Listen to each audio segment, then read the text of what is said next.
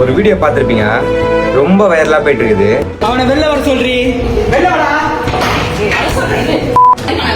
இது என்ன ட்ரெஸ்? யார் அவன் உள்ள இருக்கவன்?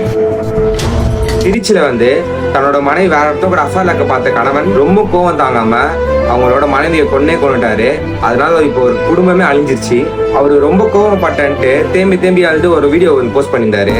முன்னாடி எவ்வளவு சொல்லி கெஞ்சி பார்த்தேன், பேசாதடி, கேட்க மாட்டாளே. அந்த வீடியோல அவங்க பையன் எப்பா பயமா இருக்குப்பான்னு சொல்லியிருப்பான். அதெல்லாம் பார்த்தோன்னே ரொம்ப மனசுலாம் கஷ்டமா இருக்குது.